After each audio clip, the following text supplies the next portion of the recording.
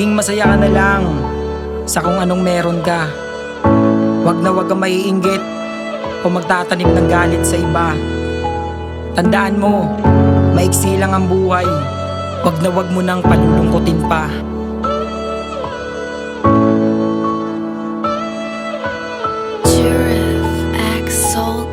Bawat pagising sa umaga, lagi may panibagong hamon. Minsan di mo alam kung sasabay ka na lang sa alon. Di tiyak ko sa pagkunat mo'y muli ka pang babangon. At kung makakahinga ka pa ba ng mahinahon, wala kang kakainin kung di ka magsisipag. Yan ang kasabihan na sa isip ko ay nakatatak. At kung hindi ka kikilos at tatamad-tamad, ano na lang ang mangyayari sa iyong hinaharap? Sa mundong to walang nakakaalam kung hanggang saan ang bawat buhay. Maging sarili ko'y di ko alam, kaya ang tanging paraan ay sulitin mo na lang. Nabuhay ka pa, kaya magpasalamat ka na lang na may nasisilayan ka pang liwanag sa umaga. Bawat bukas na dumarating sa'yo, dapat handa ka, kakambal ng positibong pananaw mo at tiwala. Dahil masarap mabuhay dito sa mundong malaya. Kaya sulitin natin ang pagkakataon habang nabubuhay pa sa mundong malaya. At nagagawa mo ang lahat, basta maging mabuting tao ka lang habang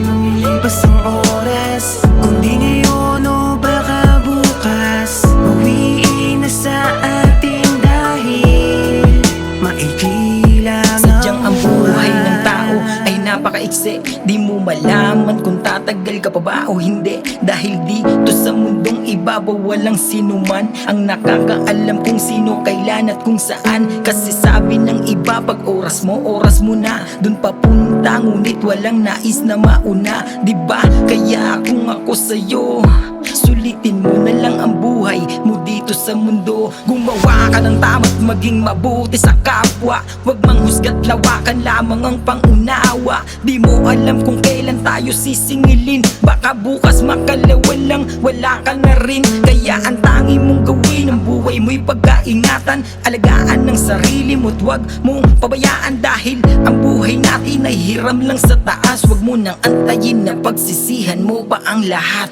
Kaya sulitin natin ang pagkakataon habang nabubuhay pa sa mundong malaya. At nagagawa mo ang lahat, basta maging mabuting tao ka lang habang lumilipas ang oras. Kung di ngayon o baka bukas, bawiin na sa atin dahil maikli lang ang buhay. Kaya sulitin natin ang pagkakataon habang nabubuhay